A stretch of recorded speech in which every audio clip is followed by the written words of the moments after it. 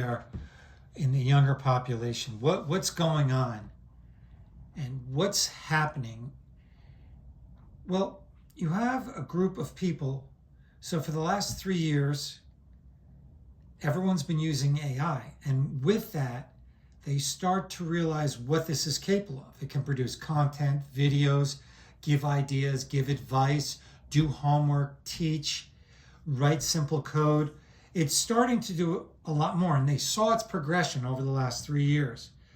They saw it go from a sort of an entertaining thing to something where sometimes I think some people, every time they do anything, they ask the AI, Chat or Claude or Grok, what would be the best way to do this? Or they're asking medical advice. They're asking how to complete projects or how to learn things. So what's happening is when they go into the workforce or they're planning of going to the workforce, a lot of people are saying, my skills may not be that unique. I am not that unique. Maybe I'm not that valuable. And maybe I can't be replaced by AI completely today, but for sure in 3 years, and absolutely for sure in 5 years, no question about it. But I think pretty much within 3 years, any job, white collar job, will be able to be done by AI.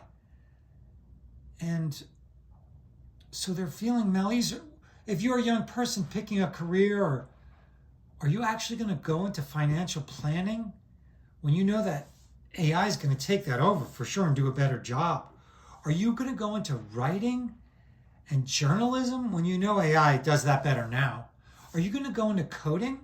You think if it's doing simple coding now in a year or 2 years, for sure 3, it's not going to do more mid-level coding, and so only the most complex things will be done by humans, and I think even that will be taken over. There's a sense that our human creativity, individuality, and our skill sets are going to be taken over. That's why the young people are like, gee, what's the point of it all? If artificial intelligence is going to take over my job.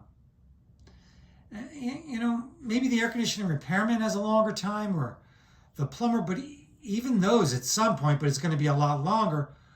But like realtors, you don't think AI could show people homes?